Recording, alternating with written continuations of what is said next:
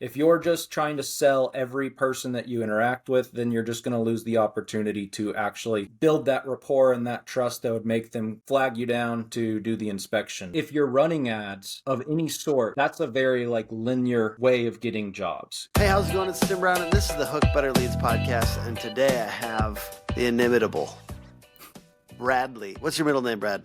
Christopher. Bradley Christopher Akers. There we go. And we're talking about neighborhood marketing and how to play small ball to win big.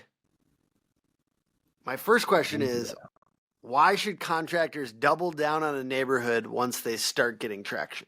Why? Well, so I think they should double down on every neighborhood. And anytime they're in an area, there's an opportunity, whether it's just the inspection to the build and even after, to really use that job site and the job and the craziness that's going on as a way to interact and make relationships with the neighbors. And if you can just get 1 or 2 additional inspections as a result of every job you're doing, that alone is a big bump. But if you get really organized with it, we've seen people getting 3, 4, 5 additional inspections, which leads to a couple jobs, and then you can keep that cycle going. So in regards to exponential 2x, 3x, 10x growth, it's one of the most clear paths to significantly impacting your revenue without doing anything crazy investment wise or strategy wise, with just integrating a few new tactics. What are the first 2 or 3 things a contractor should do to dominate a local area? Yeah. So I think the first thing that I would always do, and this is what most people are already doing, is the 6 to 12 pack around every appointment and every build. That's something that most people say they do. I would imagine most people are putting the door hangers out, but doing it in a specific way, I think, is important, and not trying to just sell them. If you're just trying to sell every person that you interact with, then you're just going to lose the opportunity to actually build that rapport and that trust that would make them flag you down to do the inspection. So when you're there, you just want to inform. And an example is, if you're going to fly up a drone for a roof inspection, let the neighbors know there's going to be a drone in the air before you fly it up. Why? Because if they're out in their backyard, they're going to be wondering what's going on anyways. And now you can use this as a chance to show that you're thinking about them and that you want to make sure that they know what's going on. And don't say, hey, let me inspect your roof. I want to do this for you too. Rather, just say, hey, I'm here. We're talking to Susie and we are inspecting her roof. A drone's going to be in the air. You're going to hear the buzzing and all that. If you step outside, I just wanted to let you know what's going on. If you ever need anything, just reach out. Here's my card, and then just start walking away. The second thing that I think is important to do is to acknowledge to the homeowners that you actually are working with that they're not the only stakeholders in the project. So while they're the ones who are getting their roof inspected and then eventually getting their roof replaced, the neighbors are also being affected by the dust and the craziness, the noise, the extra cars parked on their street. All those things definitely affect the neighbor in varying ways. And I wanted to note, there will be other home service businesses listening to this as well. Sure. And there's so many things on this that are parallel, the stuff could blow in your yard, packaging, etc. I can give you a great one. Yeah. So we have a plumbing company that we work with, and we usually work with roofing businesses, but we have a landscape design company, a plumbing company. The plumbing company, they're in and out, and similar to HVAC. A lot of the time they're called out, they do the inspection, they have a tech there, and they do the work on the spot. What we do with the plumbing company is, after they've done the initial diagnosis and they're pretty sure they know what's going on, we're going to talk to the neighbors to help complete the diagnosis. So what we say is, hey, we're talking to Susie. This is what we've noticed. Some of the water bill, her water's having some issues. there she has a lot of film on her shower. We realize like she has a soft water problem and it definitely needs to be looked at. Uh, Before we fully diagnose it, we just want to see if the neighbors are experiencing something similar because that Ooh. actually will help us go from 90% to 100% sure of what's going on. And that can change for different things. So like with HVAC, it can be maybe checking, hey, was your home also built by Lennar? Okay, that helps us make the diagnosis Mm. because if we know that this person is experiencing this, we could look at it and say, hey, it's just the unit, but it also could be the person who built the house if we're in a certain area. Like there's a lot of Sure. different things. Or So what year was your house built? yeah, exactly. We're trying to figure out what may be contributing to these issues that is similar to you guys as the neighbors. Okay, I love that. And I it's just love how that. are they stakeholders? So, like, how can we make the neighbors a part of the project as much as possible, a part of the Yeah, diagnosis or just a part of the communication to magnify the fact that you're there? But we want to do it not in a salesy way, but in a service oriented way, sure. to where we're just trying to give better and better service, not, hey, I'm talking to you only because I want you to buy from me. Because if that's the vibe they get, then it won't work. Got a couple rapid fire here. Yeah. How can we build systems to stay consistent with neighborhood marketing? So I get the principles. I think it's good to do for sure. We want to all do this, right? Right, Yeah. everyone? But then getting everyone staying on this, like with the teams, how do you help people build consistent systems and what can somebody do today to go do that?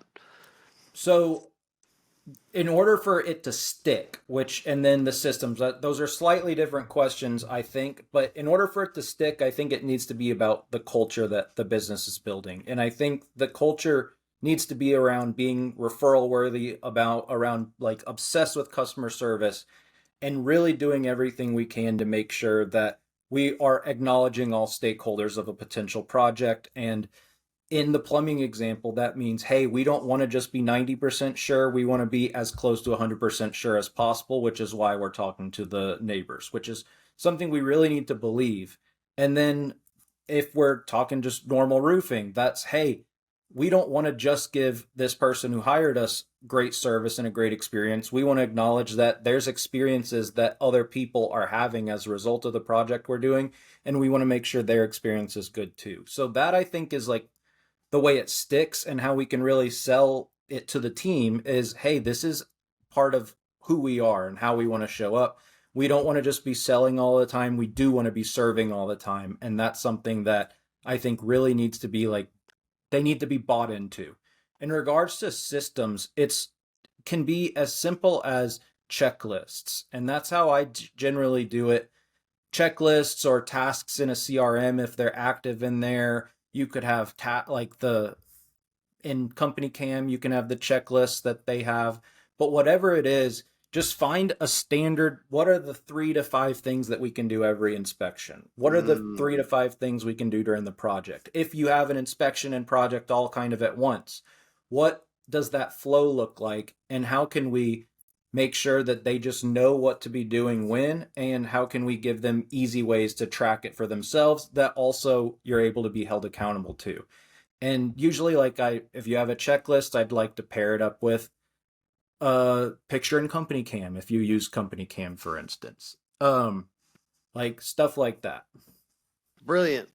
What's the easiest way to turn homeowners into a steady source of referrals? Oh, easy. Get them to talk about you on Facebook.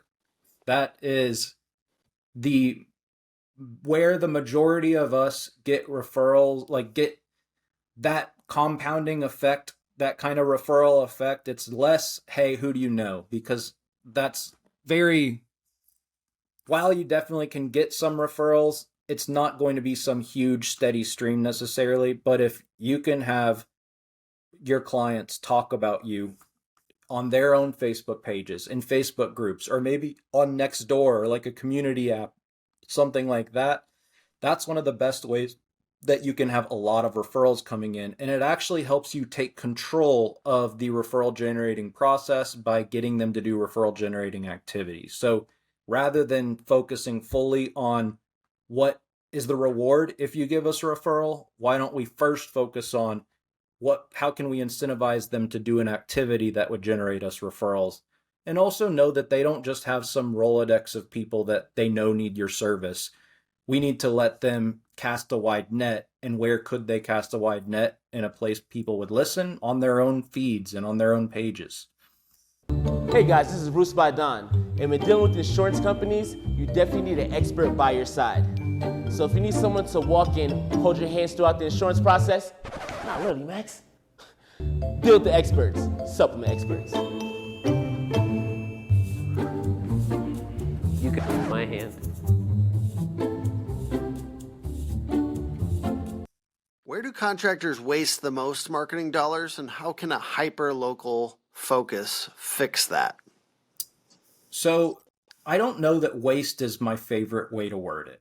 And when I say that, it's because I don't think that it's so simple as, hey, you're spending money on Google and you're just flushing money down. I don't think that's true. I think what happens is they don't know their costs. So they don't know their cost per acquisition. They don't know their cost per sale. And if they don't know their cost per sale, they may not be nearly as profitable as they think they are, or just not know why they're not as profitable. That doesn't mean not to spend that money. That means to find a way to get more out of it. And so I would say if you're running ads of any sort, that's a very like linear way of getting jobs. You're spending money up here, you're getting some leads, some are turning into appointments, some are turning into actual sales.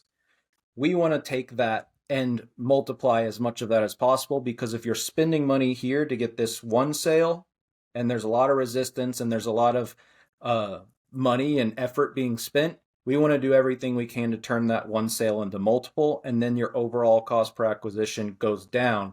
And if you do that on a recurring basis over and over and over again, or reoccurring, excuse me, then you will be in a situation where you're always seeing your cost per acquisition get a little lower and a little lower until you reach a much smaller number than your competition. And the nice thing is, like, that's when you can afford to spend more. So that's when you can double down on marketing and beat your competition, because you now can afford to spend more than them because you're more profitable than them, because you're multiplying every job that you do. Does that answer your question well? Yes, I do think it's pretty in depth, right? And I think the reason to work with somebody like Brad is to understand that more deeply and to see how it's worked out with somebody who's worked with him before. So go to bradgrowsbusinesses.com to check him out. I think we're just going to break out of our topic for a second because I'm ADD. Yeah, I do that sometimes. Me too. And then we'll break back in if that's okay. Yeah.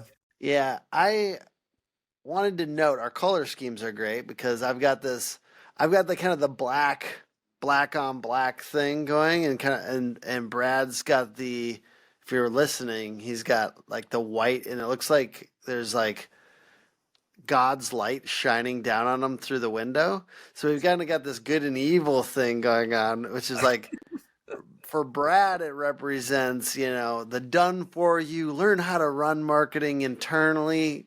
People love Brad, think he's a good guy, and I represent agencies. People love and too. We are always trying to grab your money, right?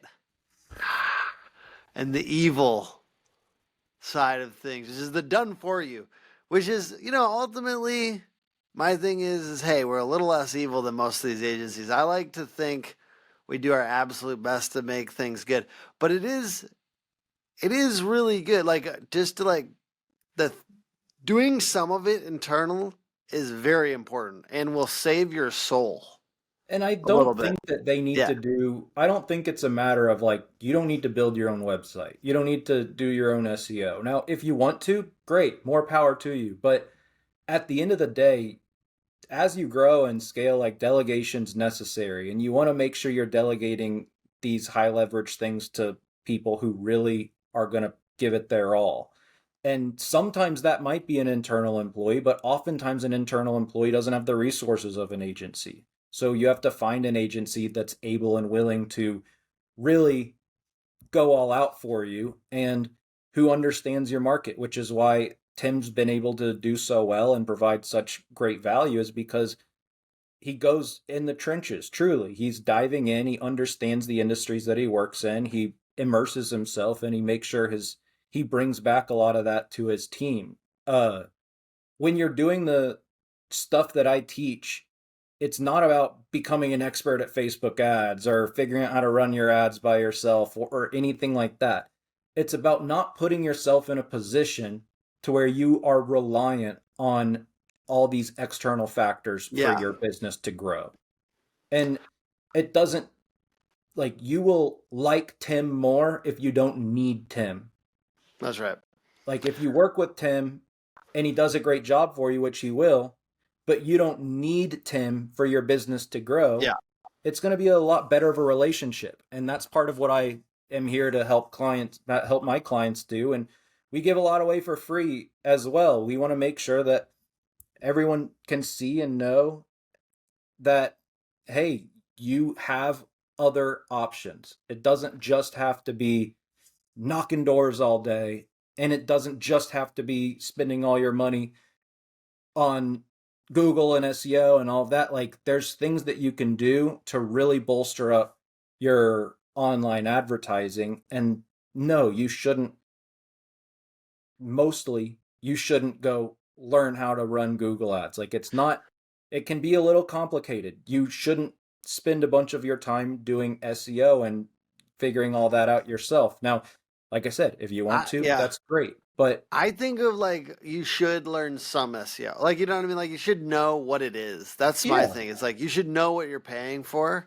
I want to agree with you on the idea of dependence. I don't know if we never want to be somebody's sole source or main source almost of leads. I think of us as like a weapon, but we're not the soldier. You know what I mean? You're the soldier. You're the guy in the cockpit of the tank. You should be owning the tank. You should have all access to the weapons. We happen to be a good weapon, maybe the biggest. We for some people we are the biggest turret with with big old missiles, but we're not you. We're not the main.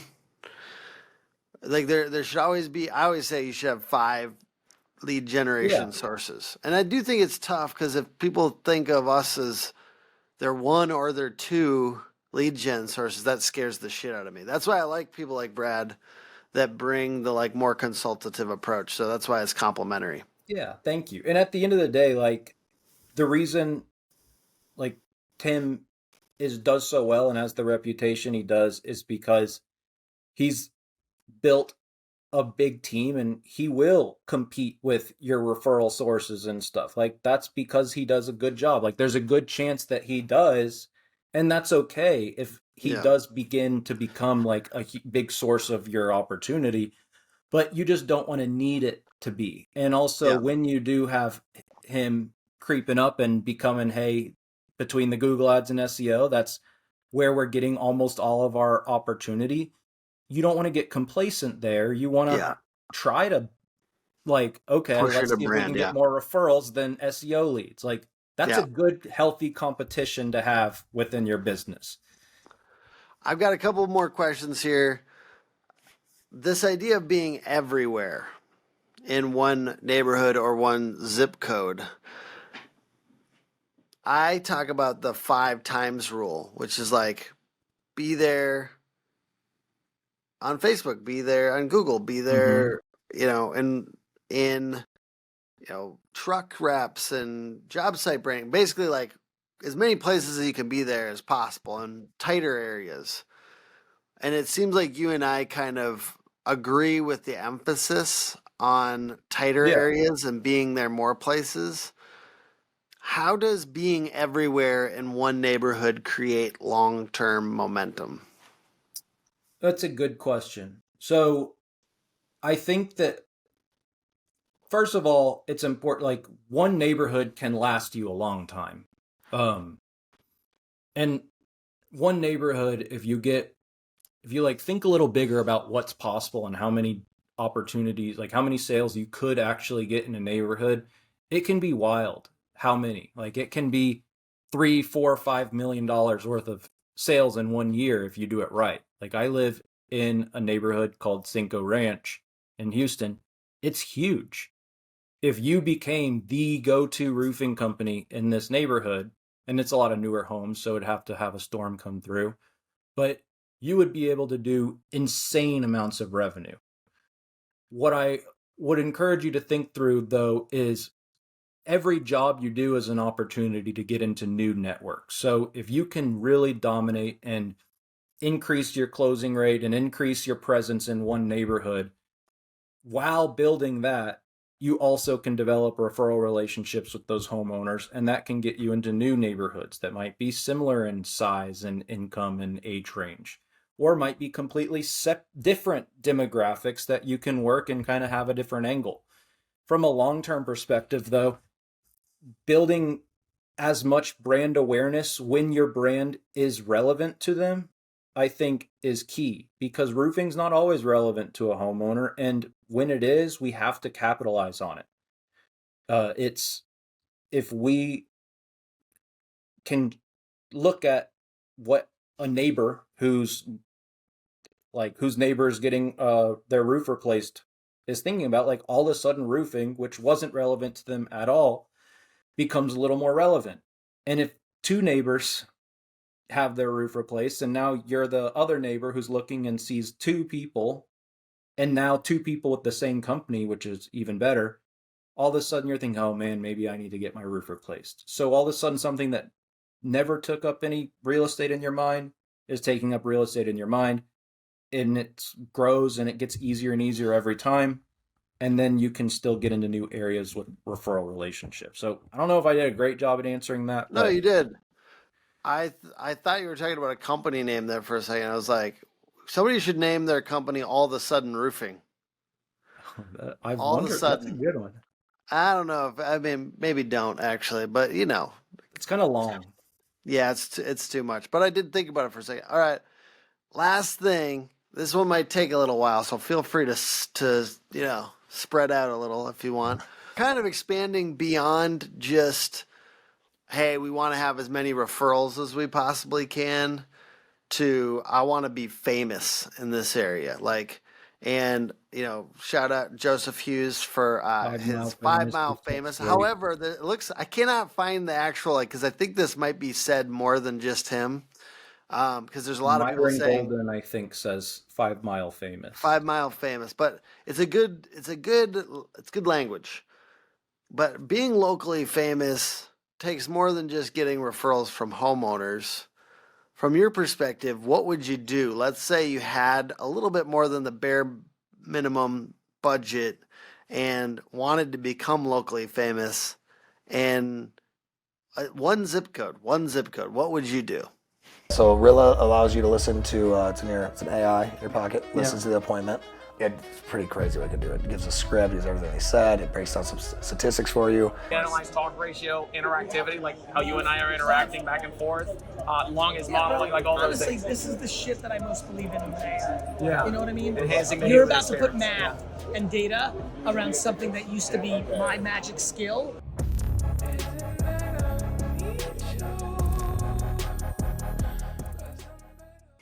So I think the main thing I would do would be to try to get people to relate my business to things other than just roofing, at least to start. We would, I'd probably first start by trying to get my first few jobs in the area using just the normal neighborhood marketing strategies and stuff like that. But as I go, I'd start stacking up builds on Saturdays and grill out and leave flyers and stuff like that come get free burgers. Maybe we would have face painting. We do lemonade stands, like all kinds of like crazy stuff just to basically get people to think, oh, there's a roof going on over there. That means I can get this. That probably would be like the main way that I would and I just do a lot of that. I'd So also you do probably try to do, those little tents, like a yeah, tent I on mean, the edge of the driveway and with some refreshments. yeah. And Okay. stuff like that, or like we'd maybe have I'm just thinking of ideas right now, but like maybe we'd have a campaign where we're going to, I wouldn't want to do a free roof. I don't really think the free roof campaigns are my favorite personally, but you might say for one, like find someone like that's in need in the neighborhood, like an elderly woman or something like that, and figure out a way to do something nice for them. It's really just, I don't know that there's one big grand Mm. slam thing that you can do. I think it's more just show who you are and show who your team is, and just try to participate in the community and try to bring the community together and potentially around something that you're doing. And if you can be the person that not only does that once, because then you're going to maybe be recognized but not really remembered that well. If you're someone who does that on a recurring basis in the area, then you will become known in the area, and you're not going to become famous for roofing. So you, like, really like Yeah. famous, Yeah. like they don't think about it. We have to remember we're obsessed with roofing, or we're obsessed with HVAC, or we're obsessed with plumbing. No one else is unless they're in the industry. So as we're looking at how can we really make the biggest impression, it's how can we integrate ourselves into the communities, and how can we do that in a way that creates memories.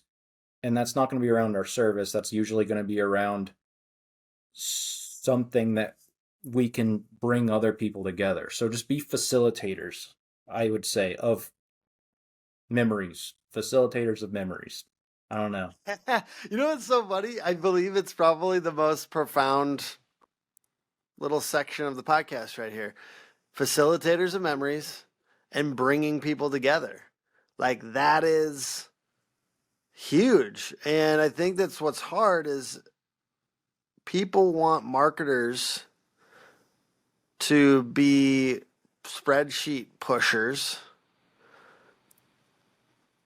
but the best marketing is done where we're attaching ourselves to people's brains with emotions. And I think that's a big part of what I'm trying to get out there with this topic and these topics is we're trying to get a hold of people's emotions and get deep with them and we want to inspire people. Yeah. And we want to help them connect with other human beings in a deep way. And if it sounds like crazy, like to be a roofing company or home service business and to do that. But if you're able to, and people are, right? You think about TC Backer, Ty Backer, and his feeding the community on Thanksgiving with the like hundreds of turkeys or whatever he does. Like he's deeply entrenched and connecting people. Like, and those things are the best things, and they're hard, right? Like as time goes on, if you have opportunities like these, though, whatever it is in your area, like if we can give you specifics, but like I think the broader idea is the most important one of like, hey, maybe you don't have to give away a free roof, but what are you doing to really bring people together and inspire them? I think that's Brad, you hit the nail on the head, and I want to keep pushing into that topic. I'm going to chase that feeling. Yeah. Well, go for it, man. I mean, Yeah. I think in general, it's just about knowing that roofing or HVAC or plumbing is not the main thing for anybody. It's how they feel, like what Tim's saying. So what are the big drivers of the feelings that you want people to have? And instead of just trying to use scare tactics all the time, your roof could be uh doing, trust that people are able to make the decision when they have the right information. And just how can you allow people to do business with people at scale?